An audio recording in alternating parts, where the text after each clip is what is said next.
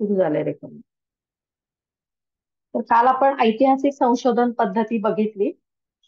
त्याचं थोडक्यात मी एकदा रिवाइज करते. ऐतिहासिक संशोधन पद्धती जी असते यामध्ये भूतकाळात घडलेल्या घटनांच्या आणि माहितीच्या संदर्भामध्ये संशोधन केलं जातं. त्यानंतर वर्तमान काळातल्या घटनांचा अर्थ लावण्यासाठी भूतकाळातल्या घटनांचा अभ्यास करणं हे या पद्धतीचं मूळ तत्व आहे. आणि इतिहासाच्या अध्ययनाच्या साहाय्यानं कोणत्याही समाजाची संस्कृती, त्या समाजातली परिस्थिती किंवा राजकीय घटनांची माहिती आपल्याला या संशोधनातून मिळत असते. विकासवादाचा जो सिद्धांत आहे तो देखील ऐतिहासिक घटनांच्या अध्ययनावरूनच मांडलेला आहे आणि त्यामुळं सामाजिक परिवर्तनाची माहिती आपल्याला मिळत असते. आता रॅडक्लिफ ब्राऊन हा जो शास्त्रज्ञ होता त्यांनी असं सांगितलंय की ऐतिहासिक पद्धती ही अशी पद्धत आहे की ज्यामध्ये वर्तमान काळात घडणाऱ्या घटनांना भूतकाळात घडलेल्या घटनांच्या विचार प्रवाहाच्या क्रमिक विकासाची एक साखळी मानून अध्ययन केलं जातं. म्हणजे भूतकाळात ज्या घटना घडलेल्या आहेत आणि वर्तमान काळात घडलेल्या घटना यांचा एक संबंध असतो, यांची एक लिंक असते. तर ती ती जी एक चेन आहे किंवा साखळी आहे, तर ती साखळी विकासाची साखळी, क्रमिक विकासाची साखळी मानून त्या पद्धतीनं ऐतिहासिक संशोधन हे केलं जातं. आता ऐतिहासिक संशोधन पद्धतीचं महत्व काय आहे किंवा त्याची काय वैशिष्ट्ये आहेत ती आपण बघूया. त्याच्यातला पहिला मुद्दा म्हणजे सुरुवातीपासूनची सविस्तर माहिती.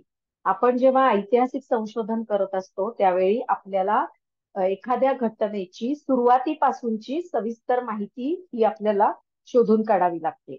म्हणून ऐतिहासिक संशोधन पद्धतीद्वारे अध्ययन विषय किंवा घटनेच्या संदर्भात सुरुवातीपासूनची सविस्तर माहिती आपल्याला मिळत जाते आणि सामाजिक घटना कोणत्या वेळी आणि कोणत्या परिस्थितीमध्ये घडलेल्या होत्या, त्यावेळी त्या परिस्थितीमध्ये काय बदल झाले किंवा काय परिवर्तन झालं याबद्दल आपल्याला या संशोधनात सविस्तर माहिती मिळतं.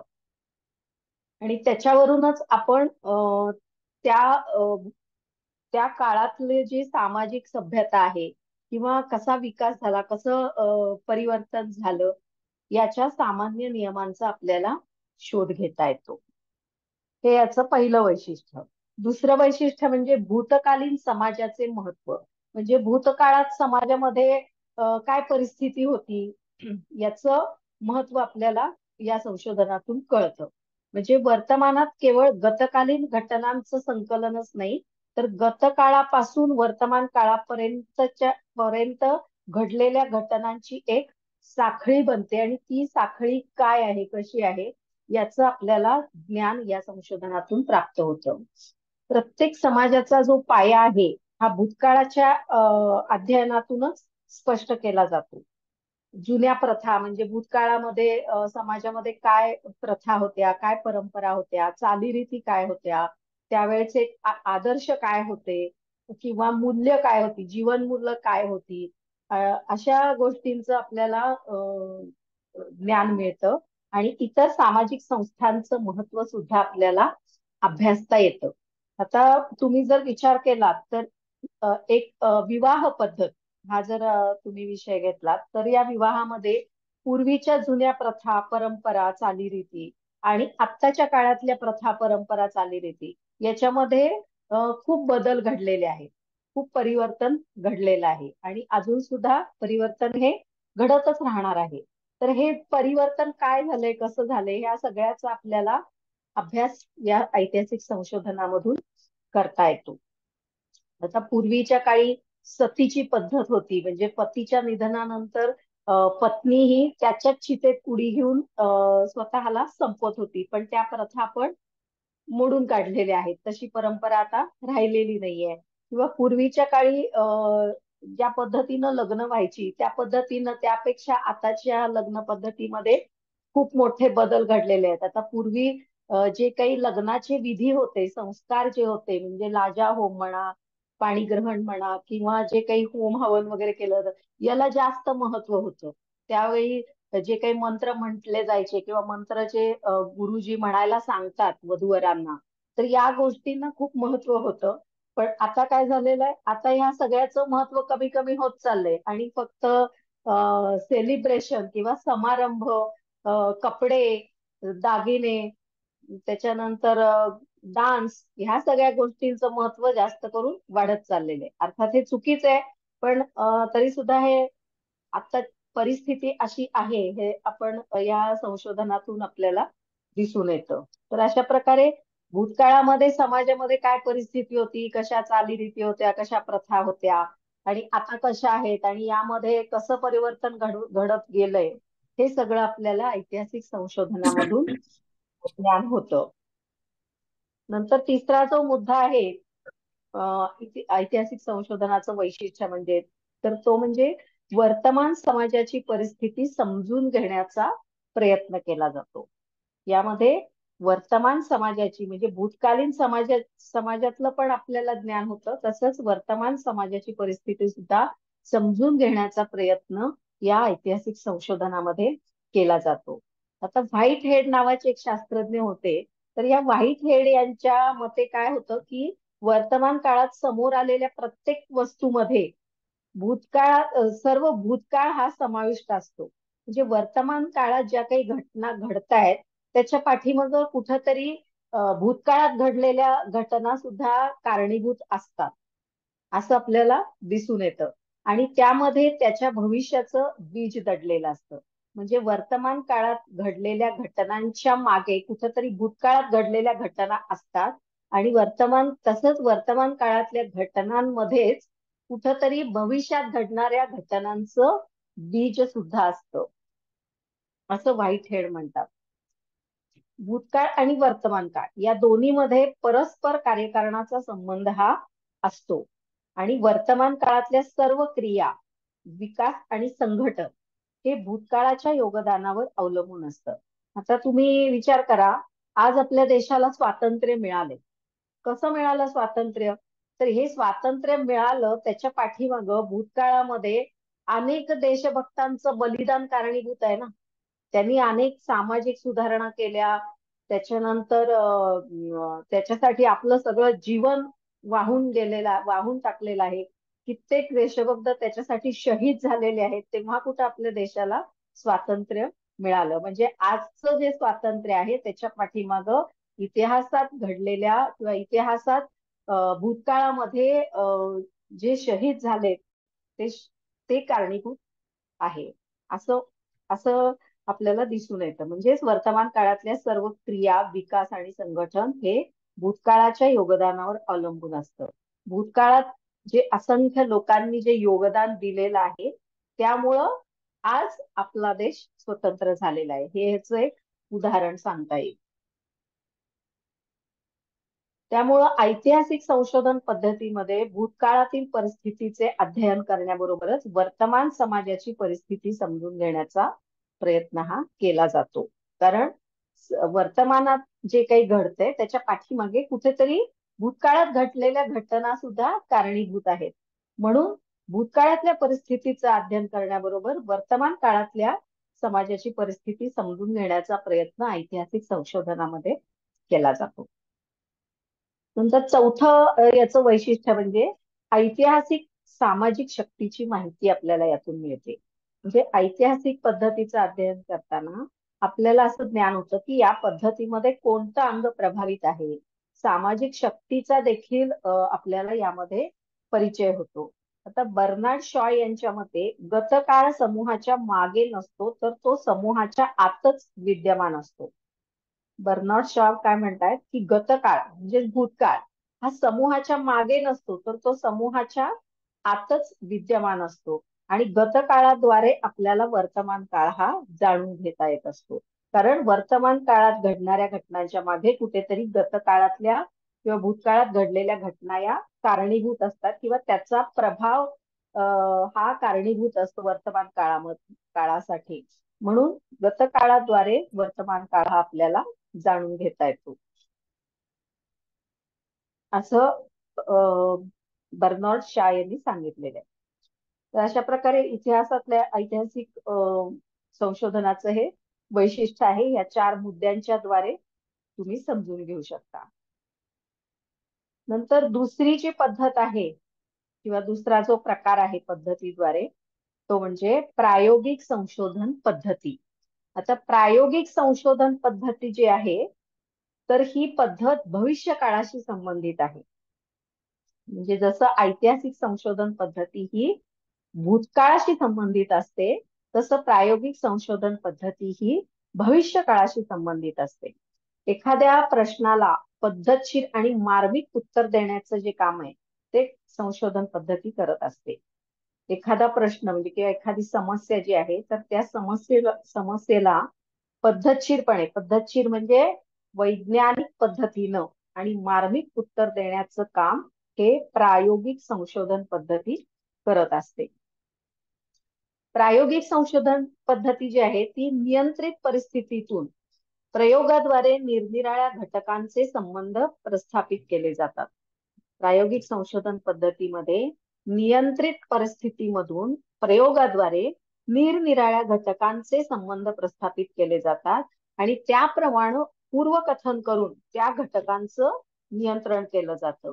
आणि यामध्ये प्रमुख तीन गोष्टींकडे लक्ष दिलं जातं. तीन गोष्टी कुठल्या आहेत, तर एक म्हणजे नियंत्रण, कंट्रोल, दुसरं म्हणजे यादृच्छिकीकरण, रँडमायझेशन, आणि तिसरं म्हणजे आवृत्ती, रेप्लिकेशन. या पद्धतीमध्ये विविध चलांवर नियंत्रण ठेवून काही गृहीत कृत्यांची तपासणी होते.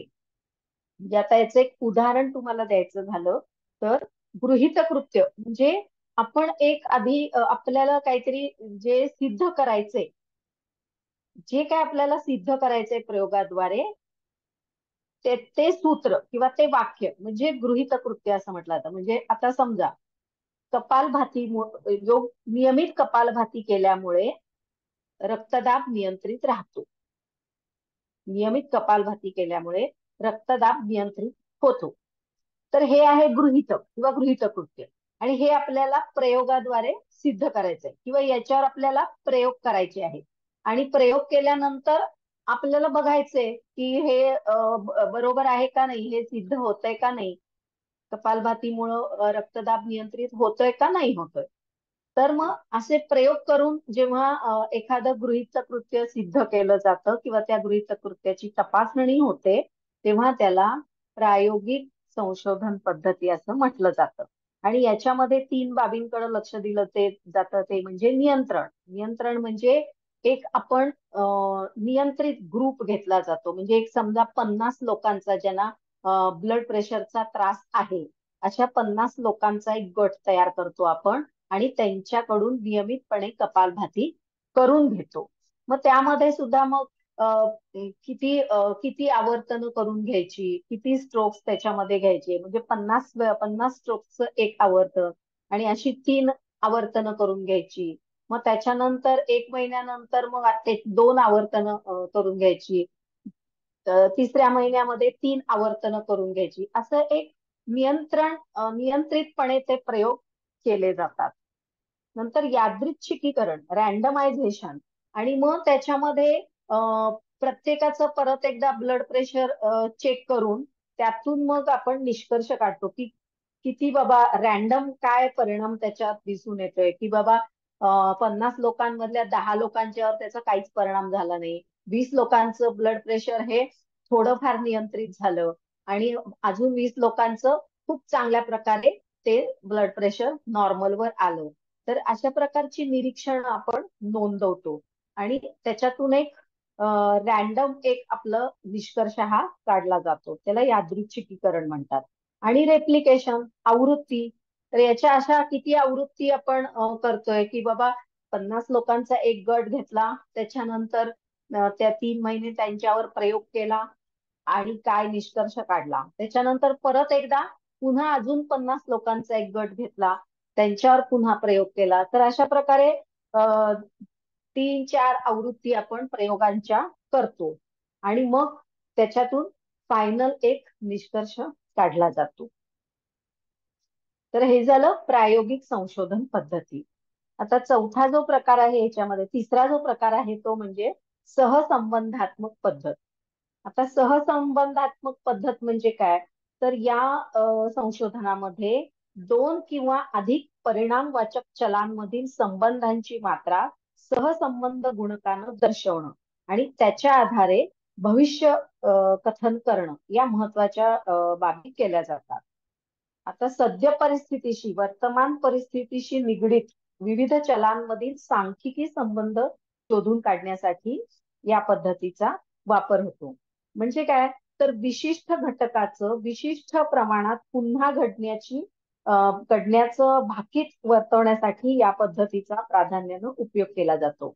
आणि या पद्धतीमध्ये चलांचं मापन करण्यासाठी वेगवेगळ्या मनोमापन कसोट्यांचा वापर केला जातो. म्हणजे दोन किंवा अधिक परिणामवाचक चल चल म्हणजे काय, तर आपण ज्या गोष्टीवर प्रयोग करतो, तर ती व्यक्ती किंवा वनस्पती, प्राणी जे काय असेल ते, तर त्याला चल असं म्हटलेलं आहे, त्याला चल म्हणतात. आणि दोन किंवा अधिक परिणामवाचक चलांमधील संबंधांची मात्रा सहसंबंध गुणकानं दर्शवणं आणि त्याच्या आधारे भविष्य कथन करणं या महत्वाच्या बाबी यामध्ये केल्या जातात. तर यामध्ये एक तुम्हाला उदाहरण सांगते, की मागे एक मी तुम्हाला उदाहरण सांगितलं होतं की बीजांकुरणाचा प्रयोग, की आपण कुंड्या घ्यायच्या, 20 कुंड्या घ्यायच्या, त्यातल्या 10 कुंड्या या लांब ठेवायच्या आणि 10 कुंड्यांवर प्रयोग करायचा, गायत्री मंत्राचा प्रयोग करायचा. 10 कुंड्यांवर गायत्री मंत्र जपाचा प्रयोग करायचा आणि 10 कुंड्यांवर आपण काहीही करायचं नाहीये, नुसतं त्याच्यामध्ये बीज टाकून ठेवायचे आणि पाणी घालायचे. आणि 10 कुंड्या ज्याच्यावर आपल्याला प्रयोग करायचा आहे त्याला पाणी घालायचंय आणि तिथे सकाळ दुपार संध्याकाळ गायत्री मंत्राचा जप स्वतः करायचा किंवा त्याचं रेकॉर्डिंग लावून ठेवायचं. आणि मग या ज्या जो कुंड्यांचा ग्रुप आहे ज्याच्यावर प्रयोग केलाय तो, ज्याच्यावर प्रयोग केलेला नाहीये तो, तर त्यामध्ये काय आपल्याला हे दिसून येतोय परिणाम दोन्हीमध्ये, त्या दोन्हीचा काय संबंध आपल्याला लावायचे, की इकडं बाबा बीजांकुरण कमी झालं किंवा इकडं लवकर झालंय, चांगल्या प्रकारे झालं, तरी आहे आहे तो आपण याच्यातून शोधून काढायचा असतो. त्याला सहसंबंधात्मक पद्धत असं म्हटलं जातं. आणि सगळ्यात शेवटचा चौथा जो प्रकार आहे तो म्हणजे तुलनात्मक कार्यकारण पद्धती. आता तुलनात्मक कार्यकारण पद्धत ही जी पद्धत आहे संशोधनाची, या संशोधन पद्धतीमध्ये स्वाधीन चलांची हाताळणी करणं शक्य नसतं आणि बाह्य चलांचं नियंत्रण सुद्धा शक्य नसल्यामुळं निष्पन्न कार्यकारण संबंध हा संदिग्ध आणि अस्थायी स्वरूपाचा असतो. या पद्धतीमध्ये विशिष्ट परिणाम दिसणाऱ्या परिस्थितीतील घटक आणि विशिष्ट परिणाम न दिसणाऱ्या परिस्थितीतील घटक यांची तुलना केली जाते.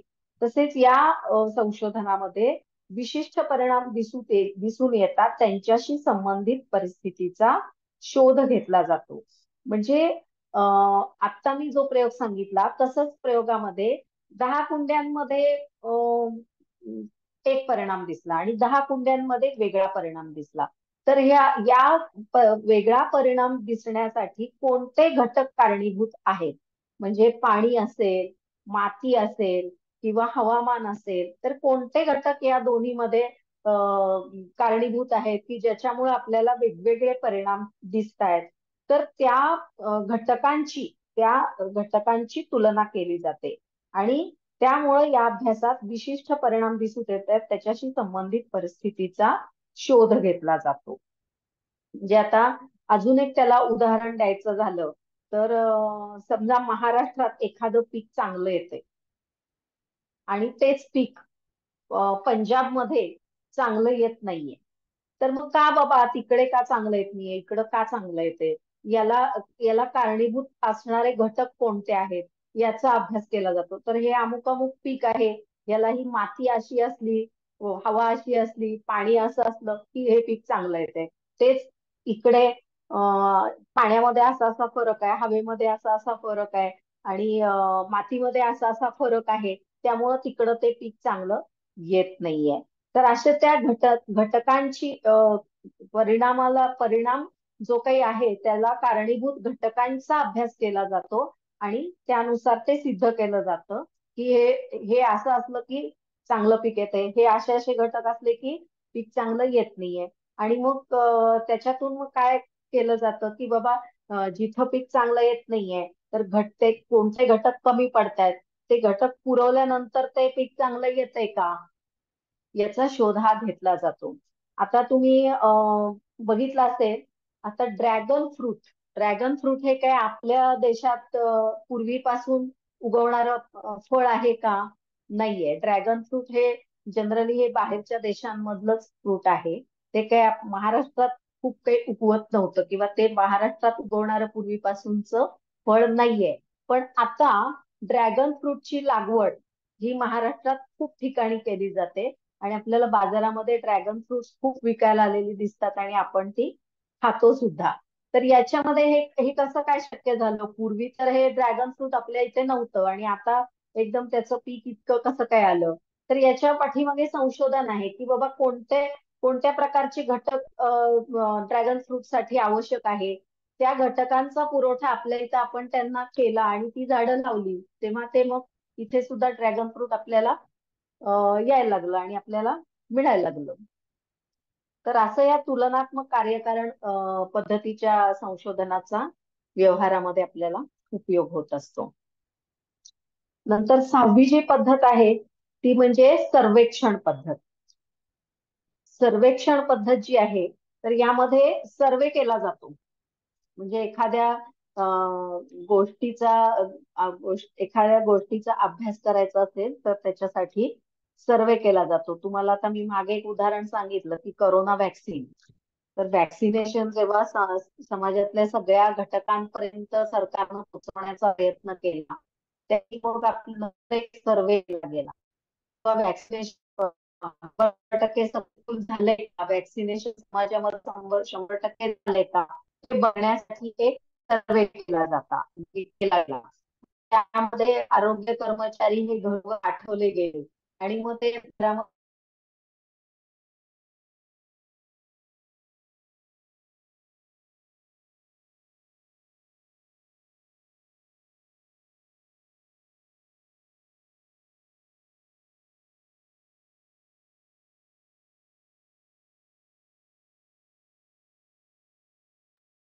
आवाज येत नाहीये मॅम.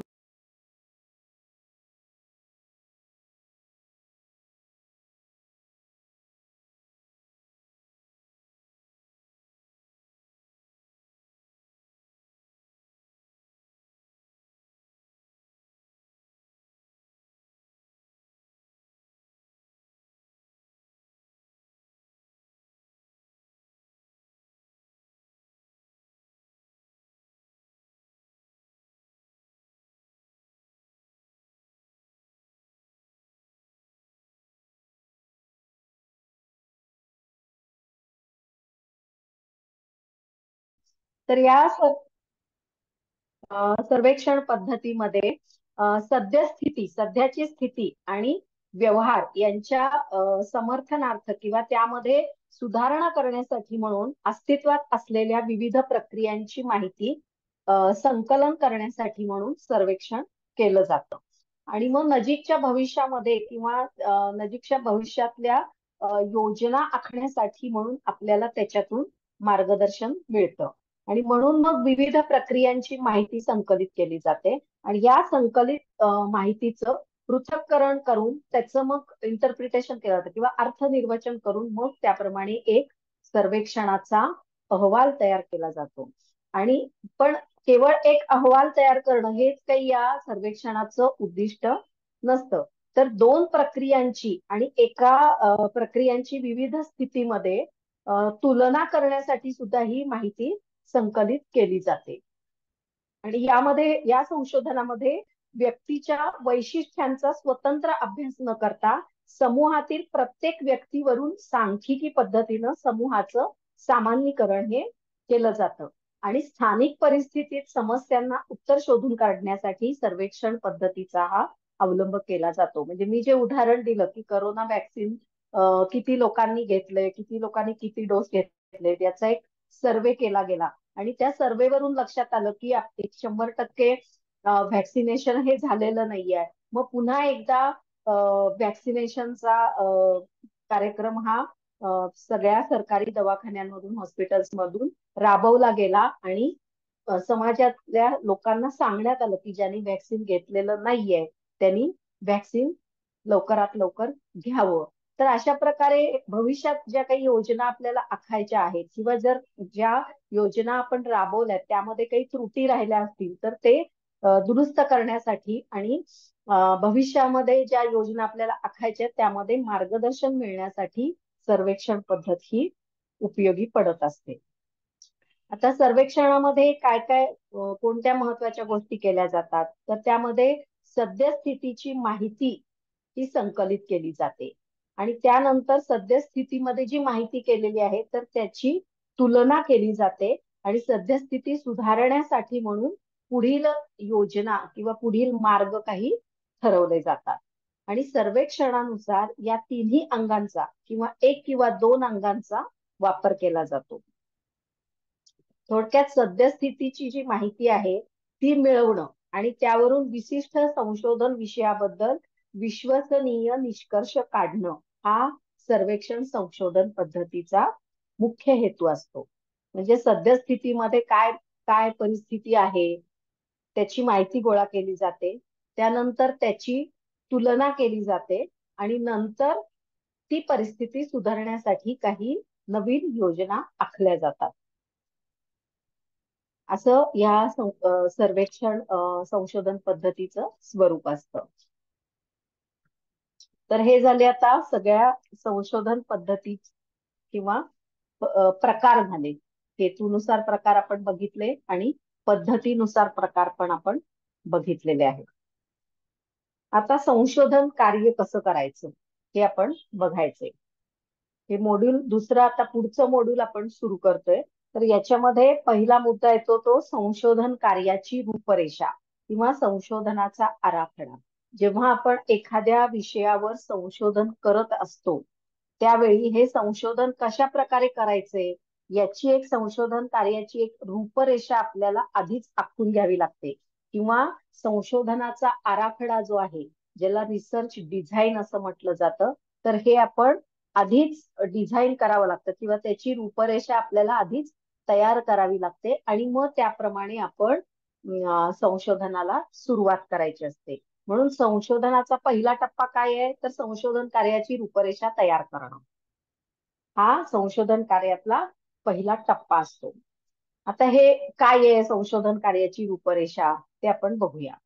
आता संशोधनाची रूपरेषा तयार केल्याशिवाय वस्तुनिष्ठ संशोधन करणं हे अशक्य आहे. किंवा कुठलंही काम आपल्याला करायचं असेल मग ते अगदी छोटस जर का काम असेल ना ते जर आपल्याला करायचं असेल तर त्याच्यासाठी आपण एक प्लॅनिंग करत असतो, त्याची एक रूपरेषा आपण तयार करत असतो. आता अगदी नेहमीच आता तुमच्या विद्यार्थ्यांच्या दृष्टिकोनातून जर विचार केला तर आता आपली परीक्षा जवळ आलेली आहे आणि परीक्षेचा आपल्याला अभ्यास करायचा आहे.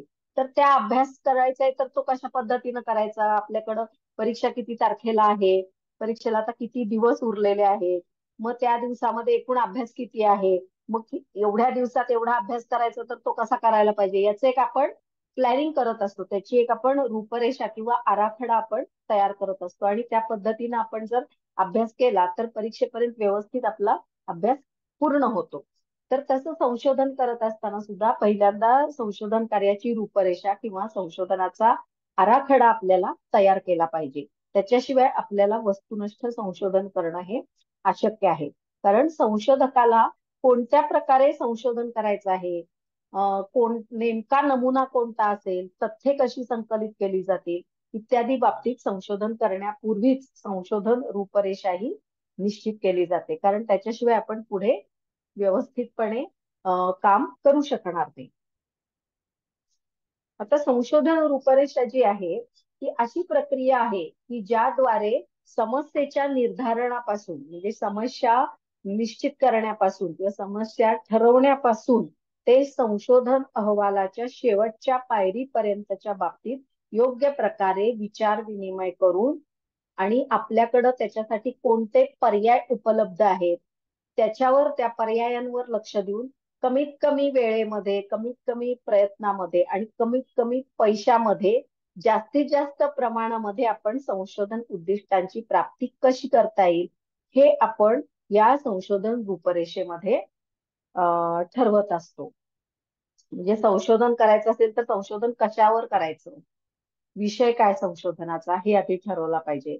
त्याच्यानंतर मग ते प्रयोग कोणत्या पद्धतीनं करायचंय ते संशोधन, म्हणजे प्रायोगिक पद्धतीनं करायचंय का ऐतिहासिक पद्धतीनं करायचंय, कोणत्या पद्धतीनं करायचंय ते ठरवावं लागतं.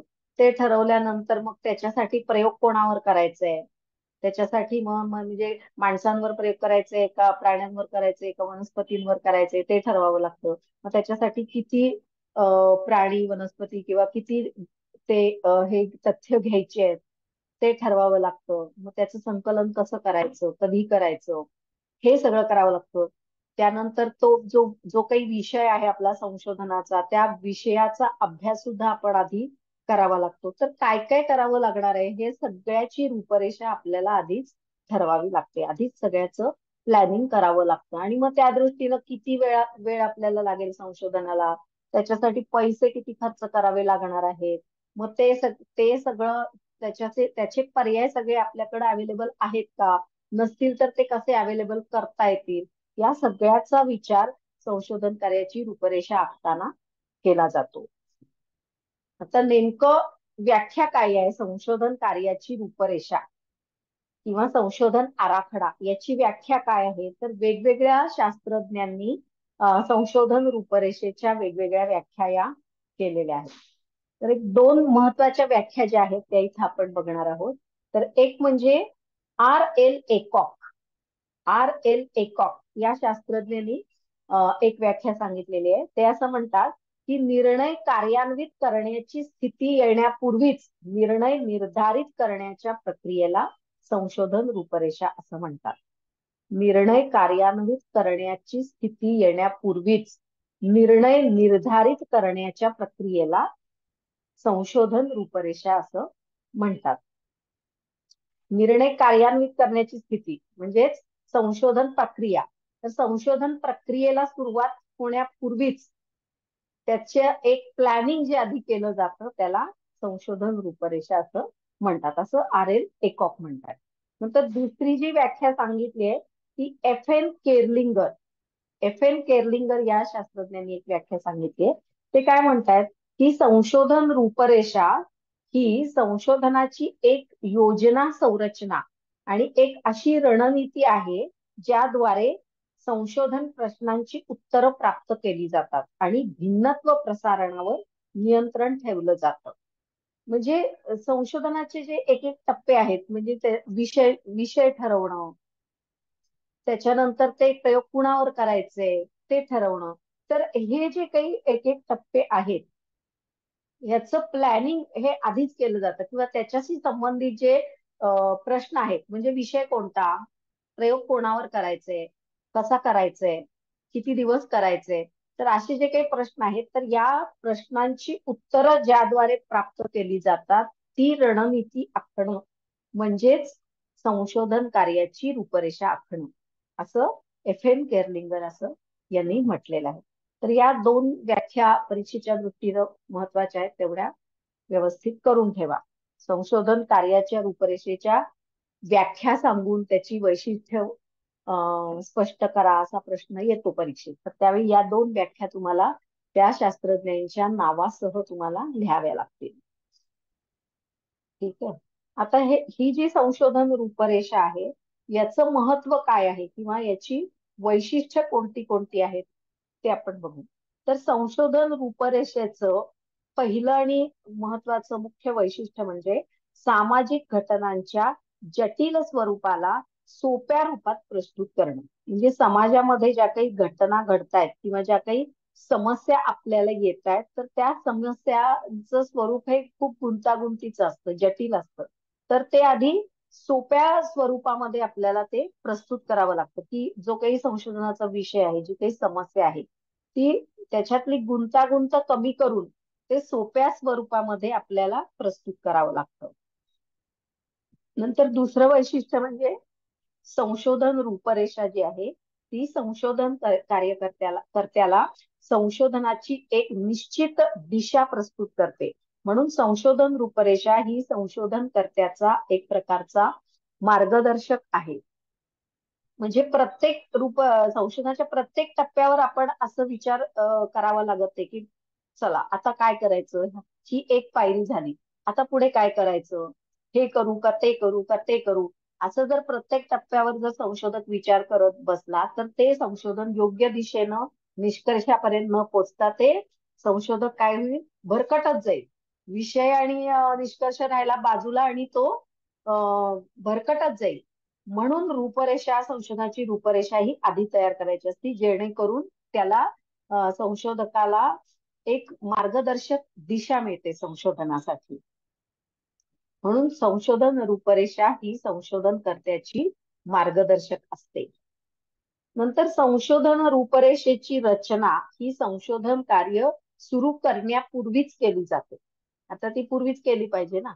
आधी संशोधन रूपरेषा तयार करायची आणि मग संशोधन हातात घ्यायचं किंवा संशोधन प्रक्रियेला सुरुवात करायची. त्याच्यामुळं काय होईल, संशोधकाला व्यवस्थितपणे एकानंतर एक काय करायचं याची एक मार्गदर्शक दिशा मिळते.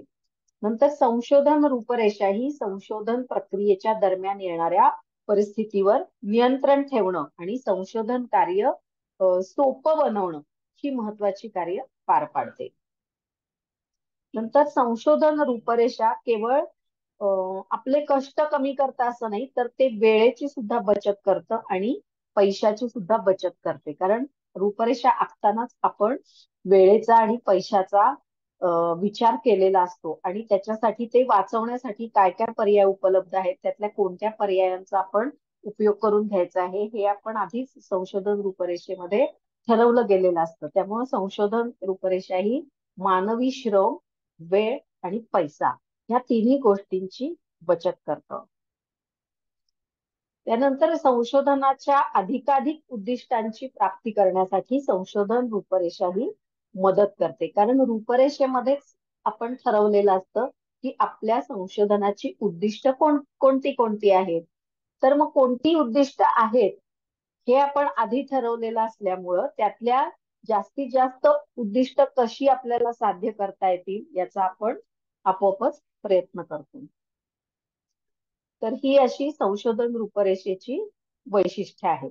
त्यातलं पहिलं म्हणजे काय, तर समस्येचं जटिल स्वरूप जे आहे ते सोप्या स्वरूपात प्रस्तुत करणं. दुसरं म्हणजे संशोधन रूपरेषा संशोधनाला एक विशिष्ट दिशा प्राप्त करून देते. तिसरं, संशोधन रूपरेषेची रचना ही संशोधन कार्य सुरू करण्यापूर्वी केली जाते आणि संशोधन रूपरेषा ही संशोधन प्रक्रियेच्या दरम्यान येणाऱ्या परिस्थितीवर नियंत्रण ठेवते आणि संशोधन कार्य हे सुलभ बनवते. पाचवा मुद्दा आहे, संशोधन रूपरेषा मानवी श्रम, वेळ आणि पैसा या तिन्हींची बचत करते किंवा या तिन्हींवर नियंत्रण ठेवते आणि संशोधनाच्या अधिकाधिक उद्दिष्टांची प्राप्ती करण्यासाठी संशोधन रूपरेषा ही संशोधकाला मदत करत असते. हॅलो मॅम, अशी संशोधक, हा बोला. पाचवा पॉइंट काय? संशोधन रूपरेषा मानवी श्रम, वेळ आणि पैसा यांच्यावर नियंत्रण ठेवते किंवा यांची बचत करते.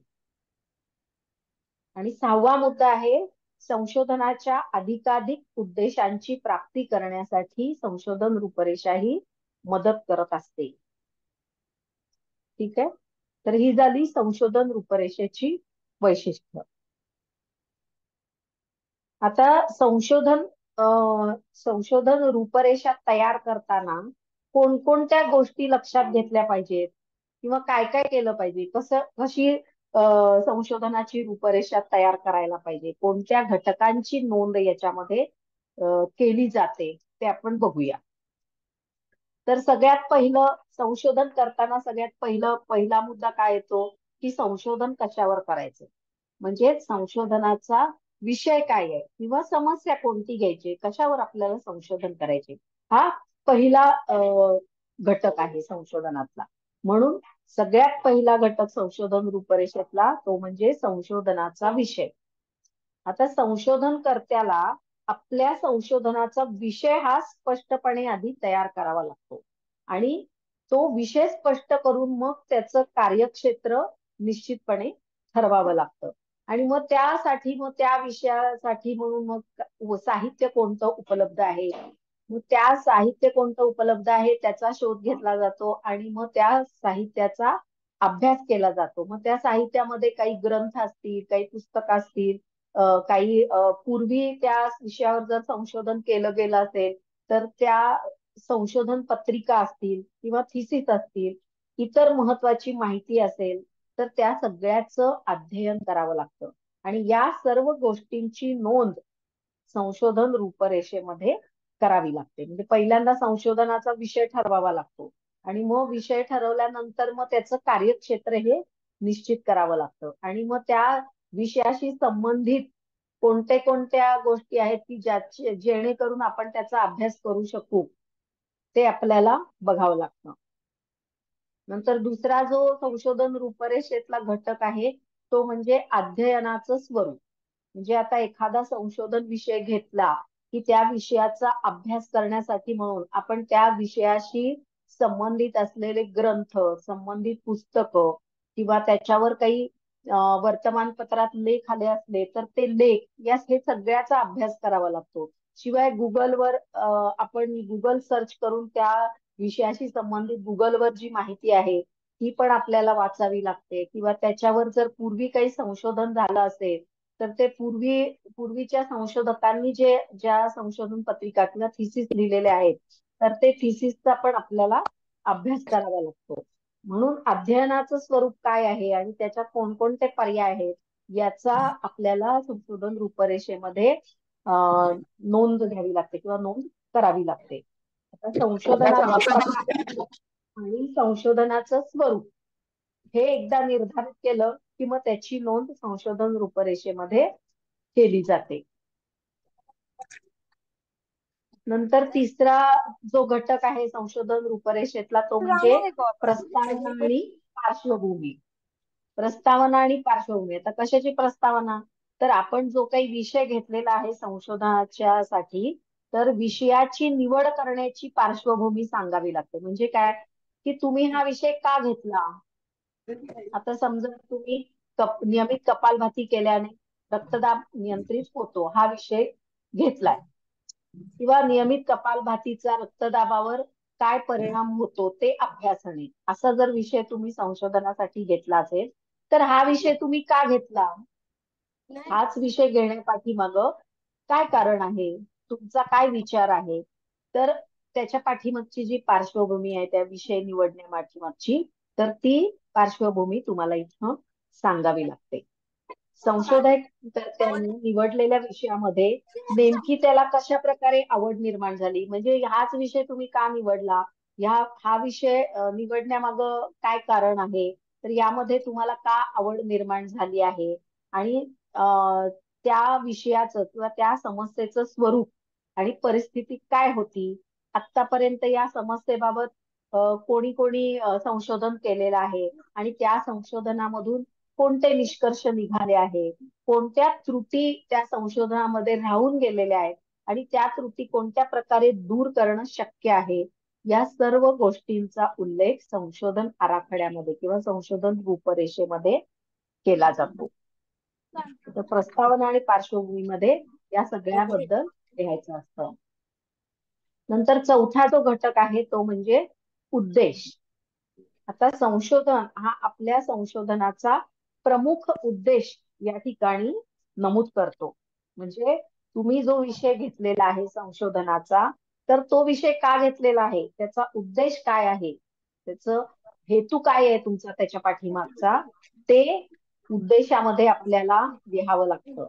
तसंच काही सहाय्यक देशांचा उल्लेख देखील येथे केला जातो की हे संशोधन आणखी कोणत्या कोणत्या देशामध्ये केलं जात आहे, आणखी किती ठिकाणी किंवा कोणकोणत्या संशोधन केंद्रांमध्ये याबद्दल संशोधन चालू आहे किंवा आधी केलं गेलेलं आहे, तर या सगळ्याचा उल्लेख इथं करावा लागतो. नंतर पुढचा जो घटक आहे तो म्हणजे अध्ययनाचं सामाजिक, सांस्कृतिक, राजकीय आणि भौगोलिक संदर्भ. म्हणजे संशोधनाची सामाजिक आणि सांस्कृतिक परिस्थिती या ठिकाणी स्पष्ट केली जाते. जे सामाजिक मूल्य, सामाजिक परंपरा किंवा सामाजिक मान्यता या सगळ्याची माहिती इथं स्पष्ट केली जाते. तसंच समाजाची राजकीय व्यवस्था, व्यवहार आणि मूल्यांचा सुद्धा उल्लेख इथं केला जातो. मग जल, वायू, प्राकृतिक रचना, उत्पादन इत्यादी भौगोलिक परिस्थिती सुद्धा याच्यामध्ये स्पष्ट केली जाते. म्हणजे आता एखादा विषय तुम्ही घेतला तर तो समाजामध्ये त्या विषयाचा काय संबंध आहे किंवा त्या विषयाशी संबंधित सामाजिक परिस्थिती काय आहे, नंतर ते सांस्कृतिक परिस्थितीशी त्याचा काय संबंध आहे किंवा राजकीय घटक त्याच्यामध्ये येत आहेत का, किंवा तुम्ही जे संशोधन करताय ते भौगोलिक परिस्थिती म्हणजे कोणत्या ठिकाणी तुम्ही करताय ते संशोधन आणि त्याचा तिथल्या भौगोलिक परिस्थितीशी काही संबंध आहे का, या सगळ्या गोष्टींबद्दल माहिती या ठिकाणी नमूद करायची आहे. माईक कुणाचा तरी अनम्यूट झालेला आहे, तो म्यूट करा.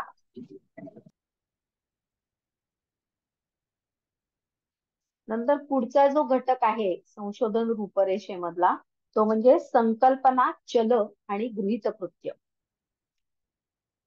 तर संशोधन विषय हा एखादा सिद्धांत किंवा संकल्पनांच्या आधारावर मांडला आहे का? संशोधनाचा जो विषय आहे तो एखाद्या सिद्धांताच्या आधारावर किंवा एखाद्या संकल्पनेवर आधारित मांडलाय का? तसं जर असेल तर ते इथं नमूद करावं लागतं आणि तो सिद्धांत किंवा ती संकल्पना जी आहे त्याचा स्पष्टपणे इथं उल्लेख हा करावा लागतो. तसंच कोणकोणत्या चलांना केंद्रीय विषय बनवला जाणार आहे, त्या संबंधी कोणत्या गृहीतकांची निर्मिती करण्यात आली आहे, या सर्व गोष्टी संशोधन रूपरेषेमध्ये स्पष्टपणे आपल्याला लिहाव्या लागतात. नंतर पुढचा जो घटक आहे तो म्हणजे नमुना निवडीचा आधार आणि संकलन तंत्रे. आता इथं काय आहे, ज्या नमुना पद्धतीचा अवलंब करण्यात येईल तीच नमुना पद्धत योग्य कशी आहे किंवा तीच नमुना पद्धत तुम्ही का इथे निवडली आहे, त्या गोष्टींचा उल्लेख इथं करावा लागतो. तसंच निरीक्षण, प्रश्नावली, मुलाखत इत्यादी तथ्य संकलन तंत्रापैकी कोणत्या तंत्राचा वापर तुम्ही करणार आहात, कोणत्या तंत्राद्वारे तुम्ही तथ्य संकलन करणार आहात. तथ्य संकलन म्हणजे डाटा कलेक्शन. ते डाटा कलेक्शन तुम्ही कशा पद्धतीने करणार आहात, निरीक्षणाद्वारे करणार आहात का प्रश्नावली पद्धत वापरणार आहात का मुलाखत पद्धत वापरणार आहात, तर त्याचा इथं स्पष्टपणे उल्लेख आपल्याला करावा लागतो. नंतर पुढचा जो घटक आहे संशोधन रूपरेषेमधला तो म्हणजे विश्लेषण आणि निर्वचन. म्हणजे जेव्हा आपण डाटा कलेक्शन करतो, तथ्य संकलन करतो, त्याच्यानंतर त्याचे एक चार्ट बनवावे लागतात, तक्ता बनवावा लागतो, त्याला सारणीकरण असं म्हणतात. आणि मग ते सारणीकरण, त्याचं वर्गीकरण आणि त्याचं विश्लेषण कशा प्रकारे करण्यात येईल. विश्लेषण म्हणजे अनालिसिस, डाटा कलेक्शन नंतर त्या डाटाचं अनालिसिस केलं जातं आणि ते डाटा अनालिसिस कसं करायचं आहे, कसं करणार आहोत आपण, त्याकरता कोणत्या पद्धतीचा उपयोग आपण करणार आहोत, ते पण आपल्याला इथं स्पष्टपणे लिहावं लागेल. आणि हीच पद्धत जास्तीत जास्त उपयुक्त का आहे, तुमच्या दृष्टीनं ती पद्धत का जास्त उपयुक्त आहे किंवा का जास्त सोपी आहे, त्याचा पण उल्लेख इथं आपल्याला करावा लागतो. नंतर सर्वेक्षण, काळ, वेळ आणि पैसा. आता तुम्ही जर सर्वेक्षण पद्धतीनं संशोधन करणार असाल तर सर्वेक्षणाला किती वेळ लागेल हे ठरवलं जातं. तसंच संशोधनासाठी एकूण किती वेळ लागेल, पैसे किती लागतील, या गोष्टींबाबत निर्णय घ्यायला लागतो आणि त्याची नोंद ही संशोधन रूपरेषेमध्ये केली जाते. आता सर्वेक्षण पद्धतीनं जेव्हा केलं जातं त्यावेळेस सर्वेक्षण तुम्ही कुठे कुठे करणार आहात, की बाबा फक्त एका शहरापुरतं मर्यादित सर्वेक्षण करणार आहे का, पूर्ण जिल्ह्यात मध्ये संरक्षण करणार आहात का, पूर्ण राज्यामध्ये करायचंय का, पूर्ण देशामध्ये करायचंय, त्यानुसार त्याला आपल्याला वेळ लागणार. मग ते सर्वेक्षण काय एकटा माणूस करू शकणार नाही, त्यासाठी तुम्हाला अनेक माणसांची नेमणूक करावी लागेल. किती माणसं लागतील, त्या माणसांना पगार किती द्यावा लागेल आणि किती वेळ लागेल हे सगळं सर्वेक्षण पूर्ण करायला, या सगळ्याच एक अंदाज घ्यावा लागतो आणि त्याप्रमाणे प्लॅनिंग करावं लागतं आणि ते इथं यामध्ये तुम्हाला संशोधन रूपरेषेमध्ये त्याचा उल्लेख करावा लागतो किंवा त्याची नोंद करावी लागते. अशा प्रकारे संशोधनापूर्वीच संशोधनाची रूपरेषा ही आखली जाते आणि त्यामुळं पुढे संशोधनामध्ये उद्भवणाऱ्या समस्यांचं निराकरण त्यामुळं सहजपणे आपण करू शकतो. तर हे झालं संशोधन रूपरेषा. याच्यावर परीक्षेत प्रश्न येतो, संशोधन रूपरेषा म्हणजे काय? संशोधनाच्या रूपरेषेच्या व्याख्या सांगा आणि संशोधन रूपरेषेतील घटक स्पष्ट करा. तर त्यावेळी आपण या 9 घटकांच्या द्वारे ते सगळं स्पष्ट करायचं आहे. आतापर्यंत मी तुम्हाला याचे 9 घटक सांगितले. कोणते कोणते आहेत? एक म्हणजे संशोधन विषय, नंतर अध्ययनाचं स्वरूप, त्याच्यानंतर प्रस्तावना आणि पार्श्वभूमी, चौथं उद्देश, संशोधनाचा उद्देश. तर 5वा घटक आहे अध्ययनाचं सामाजिक, सांस्कृतिक, राजकीय आणि भौगोलिक संदर्भ. नंतर 6वा घटक आहे संकल्पना, चल आणि गृहीतक. नंतर 7वा आहे नमुना निवडीचा आधार आणि संकलन तंत्र. 8वा आहे विश्लेषण आणि निर्वचन. आणि 9वा शेवटचा घटक जो आहे तो म्हणजे सर्वेक्षण, काळ, वेळ आणि पैसा. तर या 9 मुद्द्यांच्या आधारे तुम्ही संशोधन रूपरेषा ही स्पष्ट करायची. त्यानंतर पुढची जी पायरी आहे संशोधनातली, तर संशोधन करताना पहिली पायरी काय? तर संशोधनाची रूपरेषा तयार करणं. तर संशोधनाची रूपरेषा तयार करताना ती कशा पद्धतीनं तयार करायची, म्हणजे संशोधन आराखड्याच्या पायऱ्या कोणत्या कोणत्या आहेत, यालाच संशोधन आराखड्याच्या पायऱ्या किंवा संशोधन रूपरेषेच्या पायऱ्या किंवा त्यालाच अंतरंग असं सुद्धा म्हटलं जातं किंवा रिसर्च आउटलाईन असंही म्हटलं जातं आणि सिनॉप्सिस असा सुद्धा याला एक शब्द आहे. आता पेपरमध्ये यापैकी कोणताही शब्द आला तरी त्याचं उत्तर एकच असणार आहे. काही वेळा संशोधनाचे अंतरंगाच्या पायऱ्या लिहा असा प्रश्न येतो किंवा संशोधन आराखड्याच्या पायऱ्या लिहा किंवा संशोधन रूपरेषेच्या पायऱ्या लिहा किंवा संशोधनाची रिसर्च आउटलाईन त्याचे स्टेप्स लिहा असा पण प्रश्न येतो. पण सगळ्याचं उत्तर एकच आहे. म्हणून संशोधन आराखडा, संशोधन रूपरेषा, अंतरंग, सिनॉप्सिस, रिसर्च आउटलाईन हे सगळे समानार्थी शब्द आहेत. त्यामुळे कुठलाही शब्द जरी तिथं क्वेश्चन पेपर मध्ये वापरला असला तरी त्याचं उत्तर हे एकच असणार आहे. नाही तर मग गोंधळ होतो तुम्हाला जर ते समजलं नाही तर. त्यामुळे समानार्थी शब्द जे आहेत ते समजून घ्या किंवा लक्षात ठेवा. आता संशोधन रूपरेषेमध्ये कोणते घटक लक्षात घ्यायचे ते आपण बघितलं. आता प्रत्यक्ष रूपरेषा तयार करताना त्याच्या पायऱ्या कोणत्या कोणत्या आहेत, कोणकोणत्या स्टेप्सनी आपण ते आराखडा आपण स्पष्ट करायचे ते आपण मला वाटतं पुढच्या लेक्चरला बघूया. पण आता आपली वेळ संपलेली आहे. पुढे लेक्चर आहे का तुम्हाला? या लेक्चर नंतर पुढे अजून एक लेक्चर आहे का? नाही. बीएच आहे नाहीये लेक्चर. ना? बीएच आहे का? हा बरं, मग मी थांबते इथे. हो. हो.